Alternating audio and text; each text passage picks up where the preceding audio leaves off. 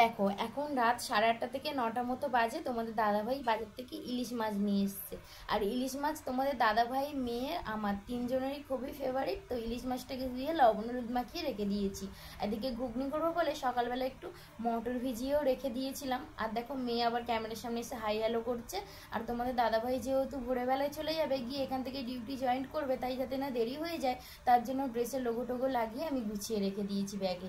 আর এদিকে আমি বলেছিলাম মাছ এনেছো, যতটুকুনি খাওয়া হবে রাত্রিবেলায় রান্না করি, বাদ বাকি আমি ভোরবেলায় করবো। বললো না, তোমার কিছু দিতে হবে না, যদি দাওয়ারি হয় রাত্রিবেলায় রান্না করে রাখো। বললাম সব বাসি নিয়ে গেলে তো হয় না, আমি মাছ হচ্ছে কি মাছের তরকারি ঘুগনি এগুলো করে রাখি, তাহলে ভাতটা ভোরবেলায় শুধু করে দেবো। তো দেখো 3টে বাজে, তখন আমি উঠে গেছি, গিয়ে তোমাদের দাদাভাইয়ের ভাতটা হচ্ছে কি মানে করে দিয়েছি। আর ভাতটা ঠান্ডা করে তারপরে কন্টেনারে গুছিয়ে দিয়েছি, যেহেতু হচ্ছে কি অনেকটা বেলায় খাবে, ঠান্ডা না করে দিলে খারাপ হয়ে যাবে। তারপরে একটু মুড়ি ঘুগনিও দিয়ে দিয়েছি, যেটা সকালবেলা গিয়ে কোনো টিফিন হিসেবে খাবে।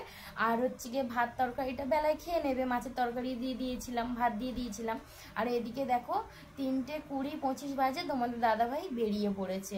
আর দেখো নন স্টপ বৃষ্টি হয়ে গেছে কদিন, রাস্তাঘাট প্যাচ প্যাচ করছে জল, কি করা যাবে, যেতে তো ওকে হবেই। আর বর্ষাকালে বৃষ্টিও হবে, এটা স্বাভাবিক। তো দেখো কত ভোরবেলায় ও বেরিয়ে গেছে, রাস্তা অন্ধকার, আমাকে বলছে রাখি তোমাকে আর আসতে হবে না। আমি বললাম কি না, একটু অন্তত যাই, আমার ভালো লাগছে না। তো ওকে দেখো এই যতটা জুম করে দেখানো সম্ভব আমি তোমাদের দেখালাম। তারপর বাড়ি চলে এসেছি, বিছানাপত্র সব ফাঁকা ফাঁকা লাগছে। যাই হোক, বাড়ি থাকলে কত হাসি ঠাট্টা। তারপরে ভালো লাগছিল না কিছু, আমাকে আবার যাওয়ার সময় হাত খরচার টাকা দিয়ে গেছে। আর এমনিতেও আমাকে লাগলে পাঠিয়ে দেয়, আমার সবসময়ই দেয় ও। আর এটা তবু যাওয়ার সময় দিয়ে গেছে। চলো দেখা হবে নতুন কোনো